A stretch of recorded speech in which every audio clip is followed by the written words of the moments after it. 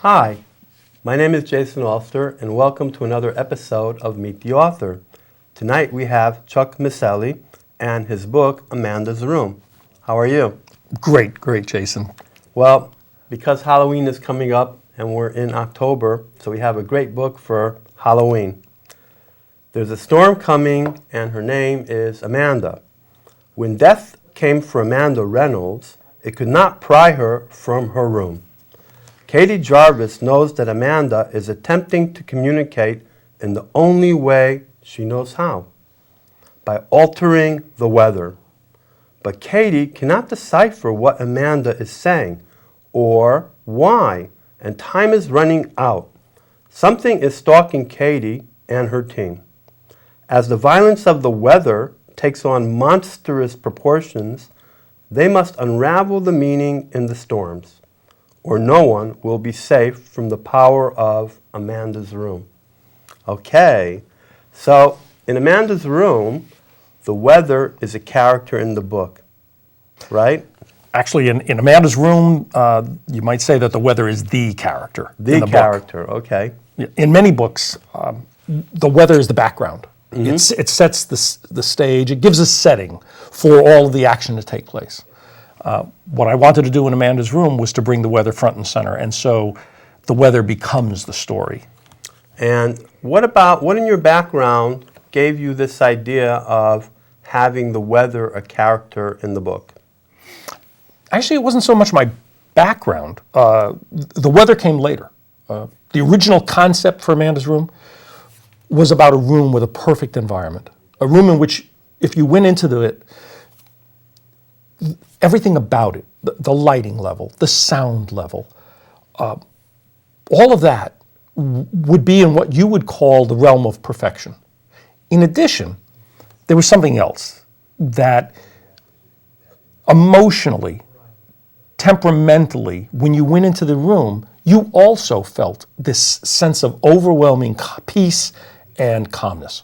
So that was the essence of the original concept, which was called The Room. Mm-hmm. But as I fleshed that out into a full-blown book and started to tell people about that concept, a funny thing happened. This is back several years ago, and people would say to me, "Oh, have you read The Shack?" Mm.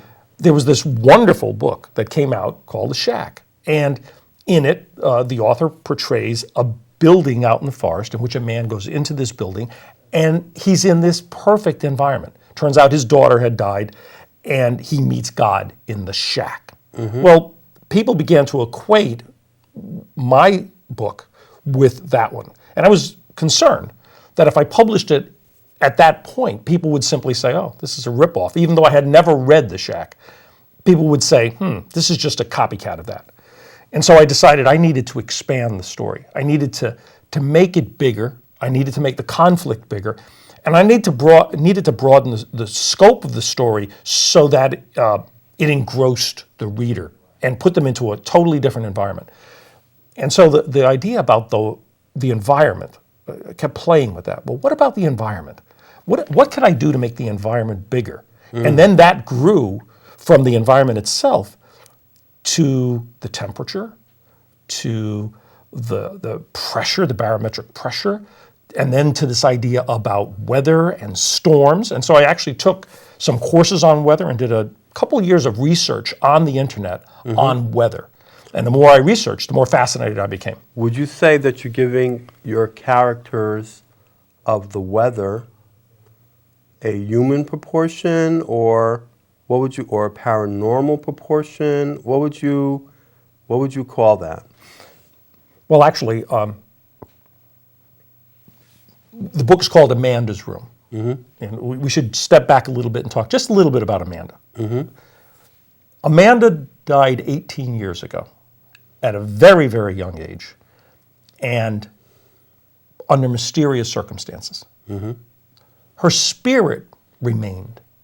While Amanda died, she had unfinished business, and she needed to continue to finish that business. Now, in the cover of the book, is Amanda a real person? Amanda's a real person. Okay. Amanda's this person who died very young a long time ago. But she's existed alone in this mansion, in an abandoned mansion, for the last 18 years. And because she died so young and has not had the benefit of human contact for 18 years, she needed to find a way to communicate without words. And so Amanda begins to understand how she can manipulate the environment. And through manipulating the environment, she begins to understand how she could actually manipulate So Amanda the has weather. a presence. Yes. And as the book continues, the relationship between Amanda and the environment and Amanda and the weather become closer and closer and closer until toward the end of the book, it's difficult to tell which is which. Okay. Tell us how you got to write such a book. Well, my background is in criminal justice. And quite a few years ago, early in my career, there was a significant problem throughout the country. Deadly fires in prisons and jails. And I was doing consulting at that time for a number of criminal justice organizations. And they came to me and said, would you do some research and put together a pamphlet for administrators on what to do about these deadly fires? So I sent for material throughout the country. Prisoners dying in the fires? Yes, Or within a span of, maybe perhaps 2 or 3 months, 69 inmates and correctional staff died in fires. was this in Connecticut or around the country? This is around the country. But these were fires where one after the other, in one 6 people might die, in another 11, in another one 14. And they were happening throughout the country in rapid succession. And so they said, would you do some research on this? So I did the research, teamed up with a fire marshal who also happened to be the fire marshal at a maximum security prison. And together, we put together this pamphlet that turned out to be a 130-page book. Now, the interesting thing was, as we did the research, the same story kept coming up over and over and over again. Thin plywood paneling, mounted onto 2x4 studs with air channels behind it. A thing called styrene butadiene rubber. It was the stuff that the mattresses was made out of and the stuff the padded cells were made of. It was a new material that was being introduced. We call it latex. Trouble is, they would treat it in such a way that it would be fireproof with a powder. Over the years, the powders would settle, leaving just the latex. And then if you lit a match to latex, you set off these very acrid and very toxic fumes that quickly spread throughout a facility. So we put together the manual, which turned out to be 130 pages long, and I was approached by the National Institute of Justice and asked, could we put this into a book? And so I re-edited it, and it came out as Fire Behind Bars. That was the name of the book? That was the name of the book, Fire Behind Bars. Okay. So as a result of that, I spent a couple years flying around the country, doing workshops and seminars, and then broke off from that. So in a way, this wasn't your first book? No. I got you. This is my first novel. Your first novel. But I never lost the bug of that sharing with people But you were the an results of author. that work. You were an author. Yeah. Okay. I'd like you to read a part about the book that people who are enjoying Halloween coming up would really love, okay? All right. Okay, we'll read a section here. There's a fellow in the book, his name is Ralph, and Ralph has some designs on one of the main characters in the book. And the designs are not necessarily moral or of goodwill. Okay. And Ralph gets his comeuppance in this chapter here. Okay. So, he was splashing on his 8-year-old aftershave when the doorbell rang. Ralph glanced out the bathroom window. It was gray, dark, and raining hard. The doorbell rang again. I'm coming, he shouted as he came down the stairs, giddy as Scrooge on Christmas morning. A lightning flash stopped him cold. The thunder shook the house. Thunder and lightning terrified Ralph, and this storm was worse than most. Another flash, another clap, and the house went dark. Ralph was temporarily blinded. He fell back against the stair treads. He wanted to turn and run upstairs for cover, but his lust overcame his fear. Ralph felt his way down the stairs. Knocking replaced the silent doorbell. "Hold your horses," he shouted. "I'm almost there." The only light in the foyer peeked in through the half-moon window at the top of the front door. Ralph was still speaking as he opened it. "Tess, you're going to be so glad you..." A blinding flash, a deafening thunderclap, and with it, the thick blade sliced through Ralph's ribs and deep into his gut. The force of the strike chipped pieces of bone on the way in and knocked Ralph down on the hallway rug. Everything went blurry. Then he felt the blood gushing up into his throat and tasted the saltiness in his mouth. The light from the street lamp dimmed and then faded away completely as the front door closed slowly and quietly. Ralph looked down toward his stomach. He could just make out the glove wrapping itself around the thick hilt of the knife. As everything faded to black, Ralph watched in horror at the slow twisting of the blade. That's enjoyable. Yeah, I think for Halloween that's pretty Oh, appropriate. that's pretty good. I felt that chip. Now, I really like the cover of the book. Tell us about who did the cover and what exactly does it mean? Okay. I'm very proud to say that my son, Mike Miceli, designed the cover for me. Mike is a graphics and video designer, and I gave him the scene. That essentially is the opening scene of the book. This is the mansion that Amanda has lived in or existed in for the last 18 years.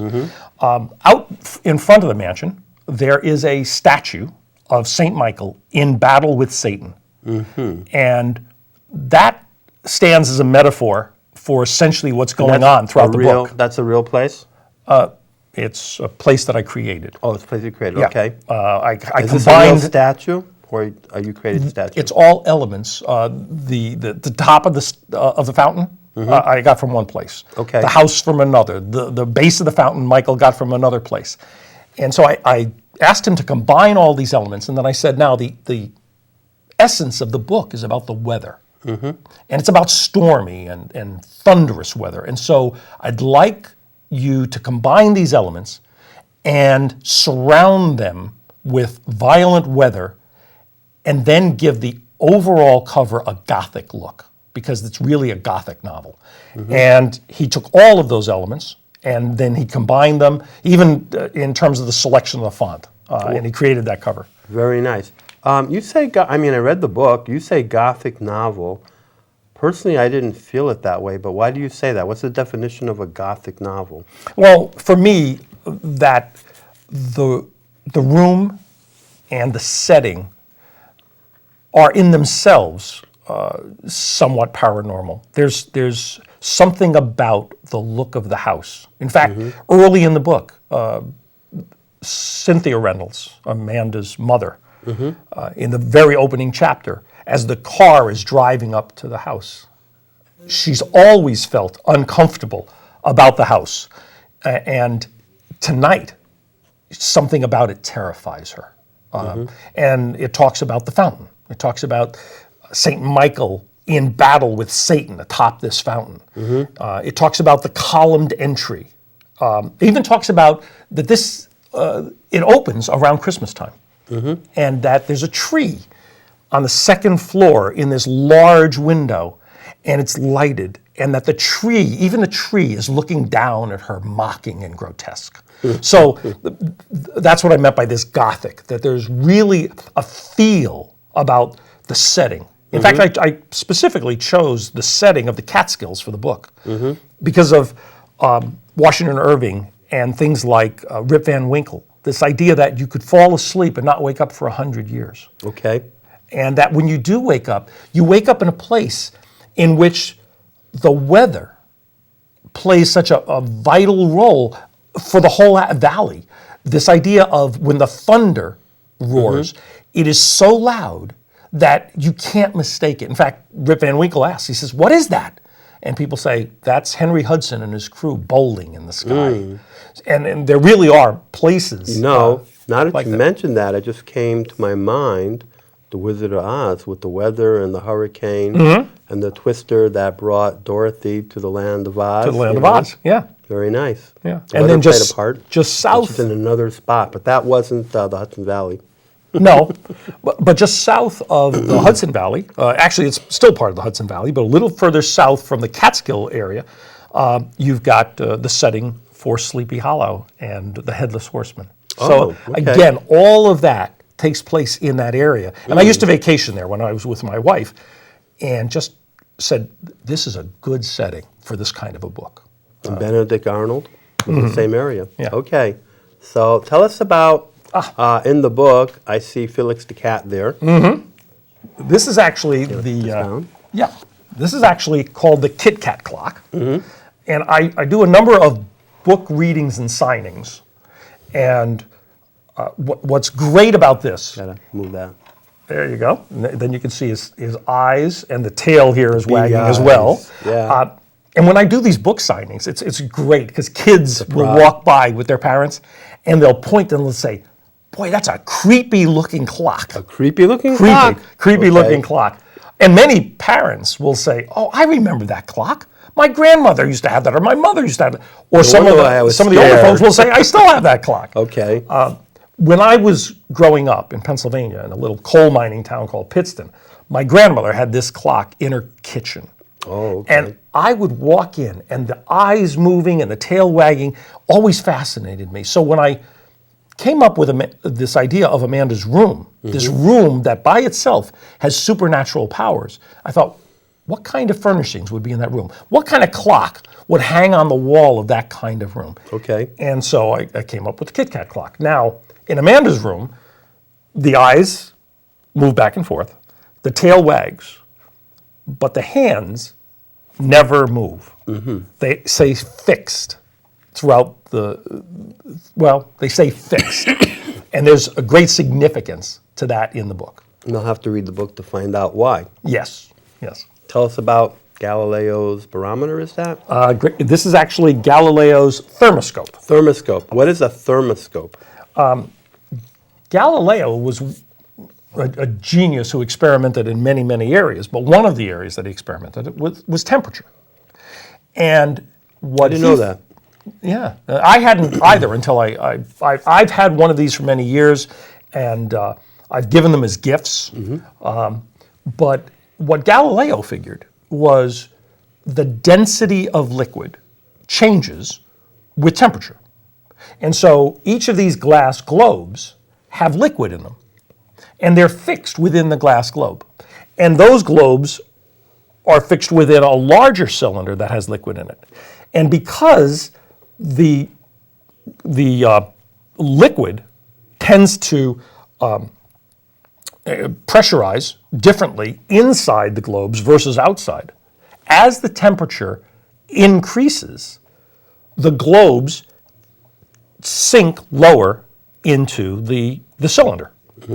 And each globe, might be a little difficult to see it on the television, but each globe at the bottom of it has a small gold tag. We'll turn it around a little bit so we'll get that. Okay. Actually, you can see it's enlarged underneath the magnifying of the water in the glass. Yeah. Well, each of these tags has a number on it. But you can also turn this up and watch them float as we go down. Notice Actually, they're you still floating. Yep. Now they're trying to change position. Yeah, demonstrate how that works. So each of these globes has a tag, and the tag has a number. The number, in this case, is in Fahrenheit, and it gives the temperature. So what you do is, because as the temperature increases, they sink lower to the bottom, you look for the lowest hanging globe, and if you read the temperature on that, it tells you what the temperature in the room is right now. 75 degrees. There you go. So this room is right now 75 degrees. If the room started to get hotter, that ball would start floating down, and the next ball you'd read. And what did that have to do with the book? Well, in Amanda's room, Of course, we're talking about the weather and the temperature. the weather, the temperature, and Katie Jarvis is my heroine. She is the principal character in the book, she is the one who understands what Amanda is doing. She's the one that first comes to discover that Amanda still exists in the room and that Amanda is trying desperately to communicate something, and she's using the weather to do it. It's like the weather's like a medium. That's what you're saying? Yeah. For contacting in a seance, should be the medium, the weather? In a way? Even more than a seance, because Amanda is playing an active role. That as an She's example. actively using the weather to try and communicate. But Katie and her team, because she has a group of other college students, and together they have a research team under the guidance of their professor, Bert Myers. And they are all trying to figure out she's trying to figure out what Amanda's trying to say and convince the others that that's what Amanda's doing. So anyway, in the book, there's one much larger than this. It goes all the way up to 96 degrees. All the balls are sitting at the bottom.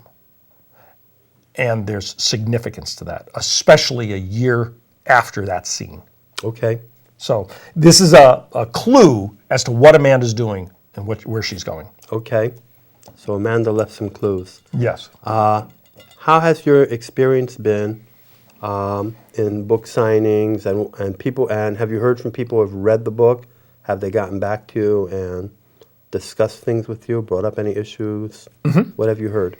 Well, first of all, that's been my favorite part. As an author? As an author, what I most enjoy is the personal interaction with people. The book readings, the signings. I'm doing a book club this week and meeting with people, and that's a real kick. It's why I write. I write because of the experience that people have reading the book. And thank God, people have come back to me, and repeatedly the comments are, I couldn't put it down.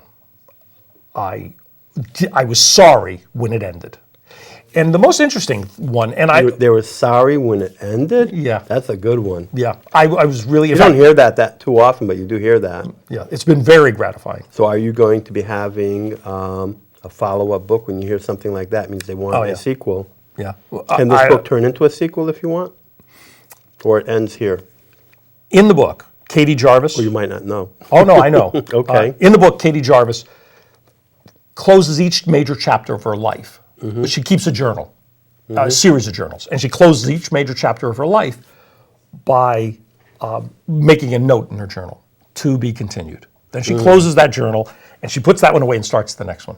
Well, the book ends with her writing her last entry in the journal, and underneath that she writes, to be continued. To be continued, okay. So you can bet your bottom dollar that Katie Jarvis will be coming back. So has Hollywood contacted you yet for a movie like this? No, but that really... I'm giving them a hint. Well, good, and I hope so, because I wrote the book for the movie. Oh, you did? You actually had a movie in mind when you wrote the book. That's excellent. And gratifyingly, many of the people who have read the book, who didn't know that, have written back to me and said, as they read the book, they could actually see the scenes of the movie playing out in their heads. Now, very quickly, here in Wethersfield, we have a book networking group that actually I run for CAPA, Connecticut Authors and Publishers Association. Now, I knew you had come to a couple of those when you were writing the book or when you were starting to produce the book. So very quickly, we have a minute left. How has that helped you with the publication and the marketing of the book? What have you learned from that, from talking with other authors? Well, my personal experience with the entire CAPA organization and the networking meetings in particular has been invaluable. They say writing's a lonely profession, and it is. You really, for much of the creative process, you're isolated. And having an organization, having a community of people who are all trying to exchange ideas, trying to help each other, trying to work together to promote the craft of writing, and then actually get out and market and sell the books has been enormously helpful. So you weren't alone? God, no. Well, Chuck, thank you for coming on Meet the Author. Thank you for having me. This has been wonderful. This has been a very interesting show, and I hope some people get out there and get this right before Halloween. Okay? Me too. Me too. Thank you for coming. Thank you, Jason.